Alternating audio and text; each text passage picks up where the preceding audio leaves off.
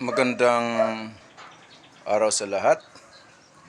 The YouTube channel of the Fraternal Order of Eagles, Limbaslo Corner is back to once again render public service in the field of law o yung aming pagbabahagi ng aming kaunting kaalaman sa batas para sa sambayanang Pilipino.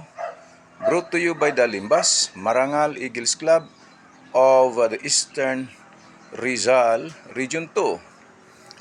The topic. Well, kahapon ay nakatanggap kami ng impormasyon na itong isang may-ari ng kubo na malapit sa dagat o dalampasigan bata ang tawag sa Tagalog, okay? Syempre nagpapahinga kasi senior citizen na ito. Nakahiga doon, kaso silang mag-isa, siguro mga alas 2, alas 3 ng hapon. Ginising siya ng mga kalalakihan na hindi naman naka-uniforme at nagpakilalang mga pulis. Ginising siya at sinita kung ano daw ang ginagawa niya doon. Well, sa lugar na yon, di umano ay may mga nakawang nangyayari sa lugar na yon. Nakawan ng mga manok, etc. At mga 3 linggo at ang nakaraan, meron ding nahuli ng mga pulis doon nang nagbinta ng shabu. Nahuli at nakakulong. Siguro yun ang dahilan ng mga pulis na nagpapatrolya sa lugar na yon. Kung pulis man yun o barangay, well, walang masama at mabuti naman yung ginawa ng nila habang nagpapatrolya. Ika nga sa English, commendable naman. Kaya lang yung isang mama dito na natutulog doon sa kanyang kubo na malapit sa dagat, silang may-ari nito sila. Tulog yun, puntahan mo, sitahin mo, tanungin mo, gisingin at tanungin anong ginagawa mo sa lugar na to.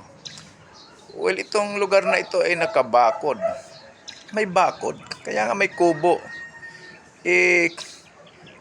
Sa larangan ng batas, ito'y mapalasyo man o mamansyon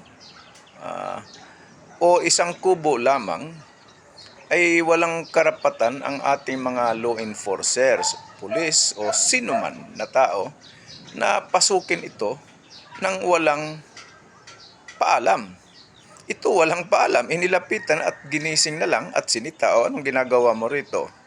O hindi naman hinuli, hindi naman kinakapan.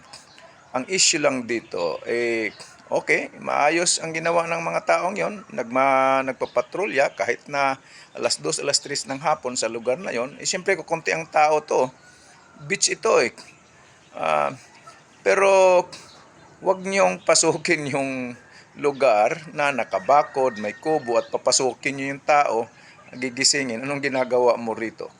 Yung kubo kasi na to open lang, wala namang dingding, pero wag niyong pasukin. Kasi yung pagpasok nyo ay labag na sa batas. At kahit na hindi talaga buong bahay yan, meron na ring trespassing. Kasi may bakod. Other forms of trespass na ang tinatawag nun. Okay? Kung ikaw ay civilian, pulis daw ito, ganun din yon. At maaring mananagot ang mga taong ito ng kriminal at maadministratibo kung totoong pulis. Right. Well, sana nakatulong na naman muli itong aming club, the Limbas Marangal Eagles Club of the Eastern Rizal Region 2. Maraming salamat. Magandang araw sa lahat.